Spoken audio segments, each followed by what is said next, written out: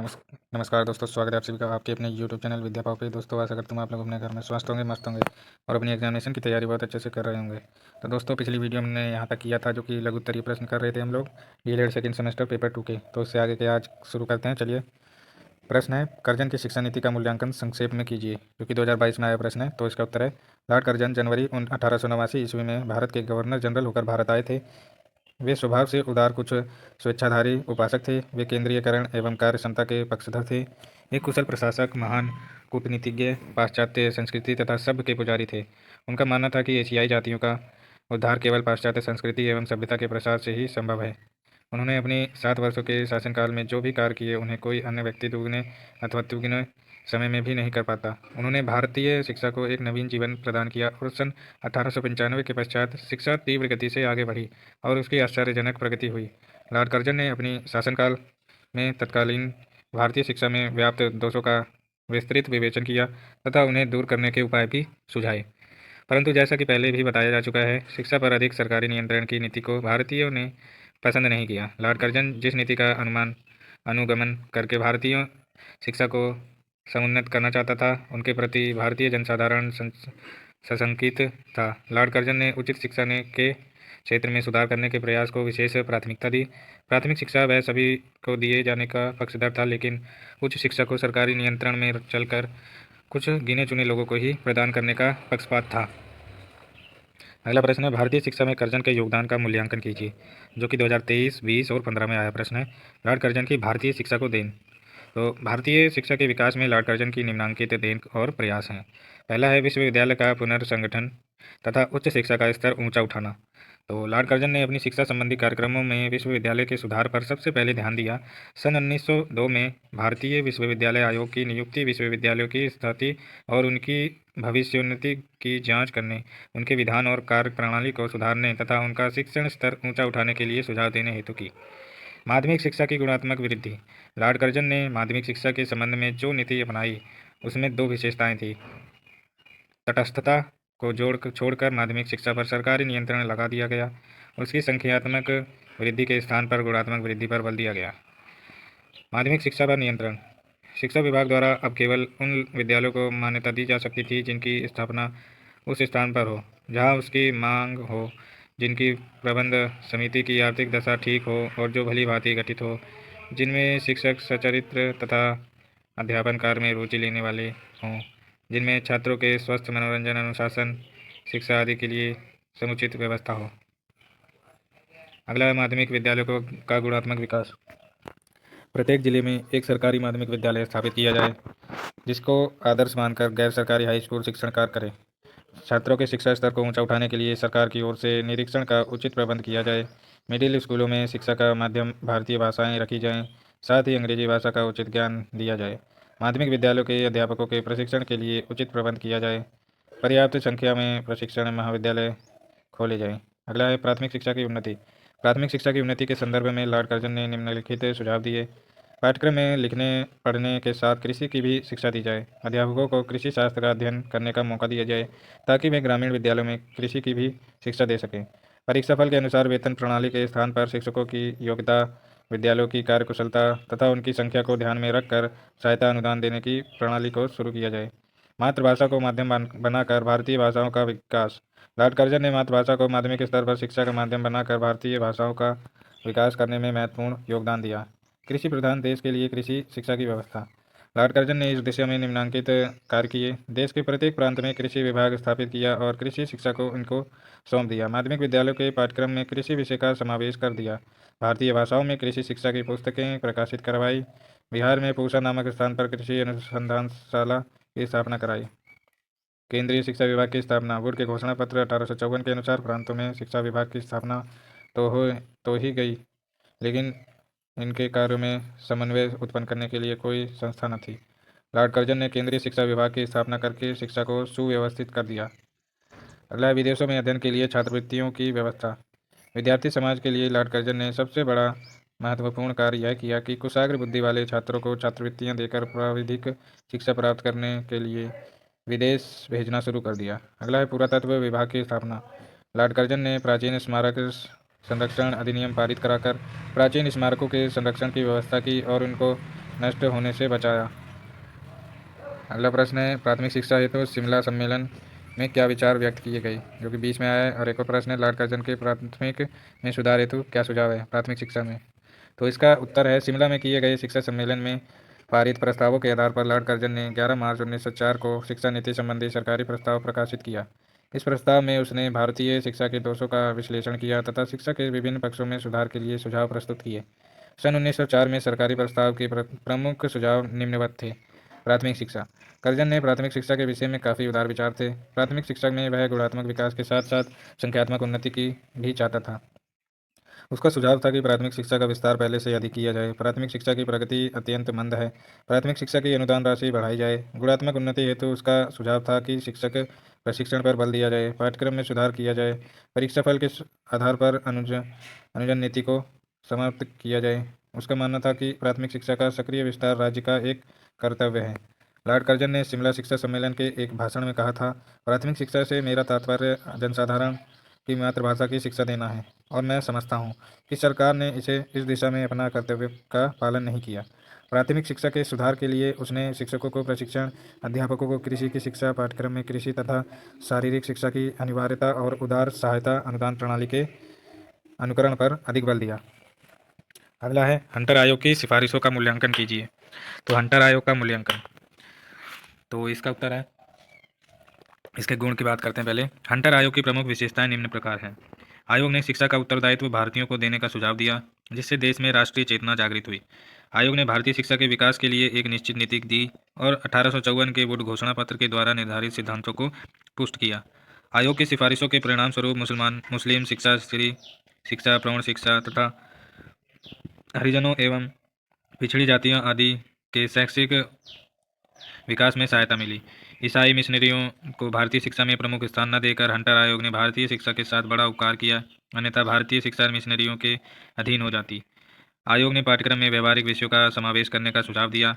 इससे आयोग ने शिक्षा के एकाकीपन को दूर किया तथा जीवन एवं शिक्षा में निकट का संबंध स्थापित किया। तो इसके दोष हैं, हंटर आयोग में कुछ कमियां अथवा दोष निम्न थे। आयोग की सिफारिशों में मौलिकता की कमी थी। उसने अधिकतर वुड के घोषणा पत्र के सुझाव को ही दोहराया। हंटर आयोग ने मुसलमानों की शिक्षा के लिए पृथक से सिफारिश की। इससे देश में सांप्रदायिकता उत्पन्न हुई। आयोग ने प्राथमिक शिक्षा का दायित्व स्थानीय संस्थाओं के ऊपर डाल दिया। इन स्थानीय संस्थाओं के पास इतना धन नहीं था कि वे जनसाधारण की शिक्षा की उचित प्रकार से व्यवस्था कर सके। आयोग ने व्यावसायिक शिक्षा तथा शिक्षक प्रशिक्षण पर बहुत कम ध्यान दिया। सरकार के शिक्षा के क्षेत्र में से हट जाने के कारण निजी विद्यालय इतनी तीव्रता से बढ़े कि शिक्षा का विकास संख्यात्मक रूप से तो हुआ, परंतु शिक्षा की गुणवत्ता घटने लगी, क्योंकि निजी प्रबंधकों ने शिक्षा को लाभ प्राप्त करने का साधन बना लिया। अगला है, प्राथमिक शिक्षा के विकास एवं सार्वभौमिकरण हेतु हंटर कमीशन की सिफारिशों का उल्लेख कीजिए, जो कि 2016 में आया प्रश्न है। तो इसका उत्तर देखते हैं। प्राथमिक शिक्षा की नीति। हंटर कमीशन ने स्वीकार किया कि अब वह समय आ गया है जब जनसाधारण हेतु प्राथमिक शिक्षा की अधिक अवहेलना नहीं की जा सकती है। इसलिए पहले की अपेक्षा प्राथमिक शिक्षा पर आधिकारिक मात्रा में सरकार का ध्यान केंद्रीभूत होना चाहिए। प्राथमिक शिक्षा की इस नीति का पालन करने हेतु कमीशन ने निम्न सुझाव रखे। प्राथमिक शिक्षा का उद्देश्य जनसाधारण में शिक्षा का प्रसार होना चाहिए। इसका उद्देश्य उच्च शिक्षण संस्थाओं में प्रवेश दिलाने के लिए छात्रों को तैयार करना मात्र नहीं होना चाहिए। प्राथमिक शिक्षा के प्रसार के लिए राज्य को विशेष प्रयत्न करने चाहिए।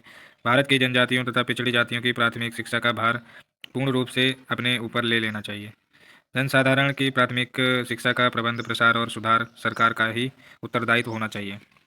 अगला है, प्राथमिक शिक्षा का संगठन और प्रशासन। प्राथमिक शिक्षा का पूर्ण उत्तरदायित्व स्थानीय संस्थाओं, नगर महापालिकाओं तथा जिला परिषदों को सौंप दिया जाए। इस प्रकार सरकार प्राथमिक शिक्षा के संगठन तथा प्रशासन के भार से मुक्त हो जाएगी। अगला है, कोठारी आयोग के अनुसार शिक्षा का पंचमुखी कार्यक्रम क्या है, जो कि 1915 में आया प्रश्न है। कोठारी आयोग ने राष्ट्रीय विकास के परिप्रेक्ष्य में निम्नांकित पंचमुखी कार्यक्रम प्रस्तुत किया है, जो कि है, शिक्षा को उत्पादकता से जोड़ना, शिक्षा के द्वारा लोकतांत्रिक मूल्यों की रक्षा करना, शैक्षिक क्रियाकलापों के माध्यम से सामाजिक तथा एकता को सुदृढ़ करना, शिक्षा के द्वारा नैतिक, आध्यात्मिक तथा सामाजिक मूल्यों का विकास करना, जिज्ञासा की प्रवृत्ति, मनोवृत्ति एवं मानवीय मूल्यों के द्वारा कौशल का विकास करते हुए सामाजिक आधुनिकरण की प्रक्रिया को विकसित करना। अगला है, नई शिक्षा नीति 1986 की प्रमुख विशेषताओं का वर्णन कीजिए, जो कि 2023 और 19 में आया प्रश्न है। इसका उत्तर देखते हैं। नई शिक्षा नीति की विशेषताएं एवं गुण। नई शिक्षा नीति 1986 की कुछ महत्वपूर्ण विशेषताएं एवं गुण निम्नलिखित हैं, जो कि है, शिक्षा को प्रथम बार इतना महत्व। स्वतंत्रता के बाद केंद्र सरकार ने राष्ट्रीय स्तर पर शिक्षा को पहली बार इतना महत्व दिया है और शैक्षिक नीतियों के क्रियान्वयन पर जोर से दिया जा रहा है। शिक्षा के विविध पक्षों के सुदृढ़ीकरण और उन्हें देश काल की परिस्थितियों के अनुरूप ढालने का निश्चय दोहराया गया है। एक राष्ट्रीय शिक्षा संरचना। देश के विभिन्न प्रदेशों में भिन्न भिन्न प्रकार की शैक्षिक संरचना थी, अर्थात उसमें एकरूपता नहीं थी। नवीन शिक्षा नीति में 10+2+3 की एक राष्ट्रव्यापी शिक्षा संरचना की सिफारिशें की गई हैं, जिसे देश के प्रत्येक भाग में स्वीकार कर लिया गया है। अगला है राष्ट्रव्यापी पाठ्यक्रम की रचना। तो शिक्षा नीति में प्रथम बार एक निश्चित शैक्षिक स्तर तक एक राष्ट्रीय पाठ्यक्रम का प्रारूप दिया गया है, जिसमें एक बीज पाठ्यक्रम के साथ अन्य विषय भी होंगे जो लचीले होंगे। इससे पाठ्यक्रम में जहां एकरूपता आएगी, वहीं राष्ट्रीय एकता तथा शांतिपूर्ण सह अस्तित्व की भावना का संवर्धन होगा।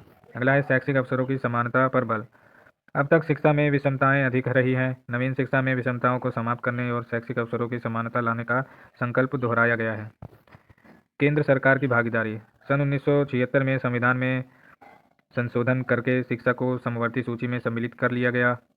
इसका तात्पर्य यह कदापि नहीं है कि शिक्षा के क्षेत्र में राज्यों की जिम्मेदारी समाप्त हो गई है अथवा उनके अधिकार छीन गए हैं। विशेषता यह है कि केंद्र सरकार पहले से अधिक शिक्षा के प्रत्येक स्तर पर उत्कृष्टता लाने के प्रयत्न करेगी और उसकी भागीदारी पहले से कहीं अधिक होगी। अगला है दक्षता एवं प्रभावकारिता को प्रोत्साहन।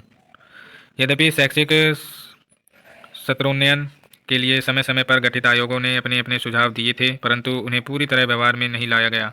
नवीन शिक्षा नीति में शैक्षिक स्तरोन्नयन को क्रियान्वित करने पर विशेष जोर दिया गया है।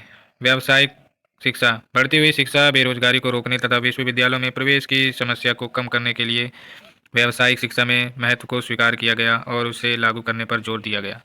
शैक्षिक प्रगति का मूल्यांकन। शिक्षा नीति 1986 की यह विशेषता है कि उनके विभिन्न पहलुओं के क्रियान्वयन की समीक्षा प्रत्येक 5 वर्ष में की जाएगी। क्रियान्वयन की प्रगति और समय समय पर उभरती हुई प्रवृत्तियों की जांच करने के लिए मध्यावधि मूल्यांकन भी होंगे। अगला है नई शिक्षा नीति 1986 नीति के दोष, जो कि 2022 और 21 में आया प्रश्न है। इसका उत्तर देखते हैं। विद्वानों द्वारा नई शिक्षा नीति के प्रति कुछ शंकाएं भी व्यक्त की गई हैं। शिक्षा नीति में जब भी कोई प्रश्न अनसुलझे रहे हैं, तब कई विवादास्पद प्रश्न भी खड़े हो गए हैं, जिसके कारण शिक्षा नीति की आलोचना की गई। कुछ प्रमुख आलोचनात्मक बिंदु के मुद्दे निम्नलिखित हैं। खस्ता हाल आम स्कूलों की ओर सरकार का ध्यान नहीं गया। शिक्षा नीति आम और खास स्कूलों के बीच बढ़ते फासले पर कुछ भी टिप्पणी नहीं करती। प्राइवेट स्कूलों के बढ़ते चलन पर नई शिक्षा नीति कुछ नहीं करती। अभिजात वर्ग और सामान्य जनों के बच्चों के मध्य पर्याप्त शैक्षिक समानता का कोई समाधान शिक्षा नीति के तहत दस्तावेज में नहीं सुझाया गया है। नई शिक्षा नीति स्कूली शिक्षा और नौकरशाही के रिश्ते की बुनियादी समस्या पर ऐसा कोई निर्णय नहीं लिया गया है जो शिक्षक की कमजोर स्थिति को बदले। जबकि राष्ट्रीय शैक्षिक सेवा के नाम से एक केंद्रीय सेवा की शुरुआत करने की बात कही गई है। यह सेवा अंग्रेजों के समय में हुआ करती थी और स्वतंत्रता प्राप्ति के काफ़ी पहले समाप्त कर दी गई थी। अब फिर यह सेवा को शुरू करने का क्या औचित्य है? विश्व के विकसित राष्ट्रों की शिक्षा व्यवस्था में परिवर्तन तभी आया जब स्कूली शिक्षकों को सम्मानपूर्वक जीने और काम करने की स्वतंत्रता मिली। हमारे देश के नीतिकार निरंतर शिक्षकों के महत्व को अनदेखा करते आए हैं और कभी टेलीविज़न तो कभी कंप्यूटर को शिक्षक के स्थानापन्न बताने में नहीं झिझकते हैं। उनकी इस चिंतन प्रणाली की तरह शिक्षा में सुधार मुश्किल है। नई शिक्षा नीति में प्रौढ़ों की अशिक्षा पर काफ़ी चिंता व्यक्त की गई है, लेकिन विभिन्न पंचवर्षीय योजना में प्रौढ़ शिक्षा के प्रसार पर विशेष ध्यान नहीं दिया गया। प्रौढ़ शिक्षा पर व्यय बढ़ाने के बजाय और कम कर दिया गया है। शिक्षा नीति में उच्च शिक्षा में सीमित छात्रों को प्रवेश देने की बात कही गई है। दस्तावेज में तर्क प्रस्तुत किया गया है कि कम संख्या में छात्रों द्वारा उच्च शिक्षा प्राप्त करने पर शिक्षा की गुणवत्ता में वृद्धि होगी।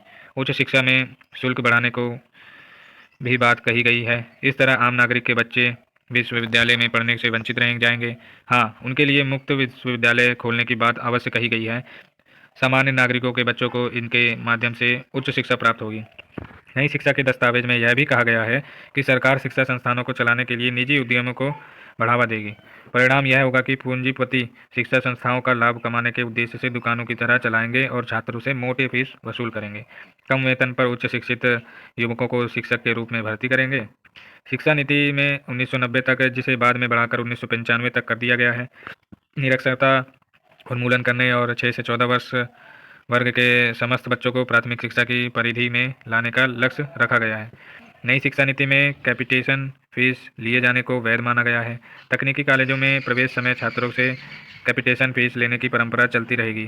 शर्त यह है कि उनमें 25 से 50% तक स्थान सरकार द्वारा योग्यता के आधार पर बिना कैपिटेशन फीस के भरे जाएंगे। अगला प्रश्न है, राष्ट्रीय पाठचर्या की रूपरेखा पर टिप्पणी कीजिए, जो कि 2019 में आया प्रश्न है। चलिए देखते हैं। बाल अधिकारों के संदर्भ में राष्ट्रीय पाठचर्या की रूपरेखा 2005 में शिक्षण एवं आकलन की विधाओं में परिवर्तन प्रस्तावित किए गए हैं। इन प्रस्तावित परिवर्तनों पर प्रदेश के हर हिस्से में विचार विमर्श एवं चिंतन किया गया तथा विभिन्न प्रतिष्ठित विद्वानों, प्रधान अध्यापकों, शिक्षकों, अभिभावकों, गैर सरकारी संस्थाओं के प्रतिनिधियों, शैक्षिक अधिकारियों और विभिन्न स्तरों पर मौजूद अन्य संबंधितों से सुझाव लेने के लिए प्रदेश स्तर पर सम्मेलनों का आयोजन भी किया गया। विचार मंथन की व्यापक श्रृंखला क्रम में प्रारंभिक शिक्षा की गुणवत्ता के विविध आयामों के संबंध में मौजूदा दृष्टिकोण की समीक्षा की गई, जिसके उपरांत प्रदेश में अपने पुनरीक्षित गुणवत्ता शिक्षा विजन का विकास किया गया है। तो दोस्तों, आज की वीडियो यहीं समाप्त करते हैं। इसके आगे का नेक्स्ट वीडियो में पढ़ाया जाएगा, जो कि पेज नंबर 64 से हम स्टार्ट करेंगे। तो मिलते हैं नेक्स्ट वीडियो में। तब तक के लिए good bye, take care, have a nice day.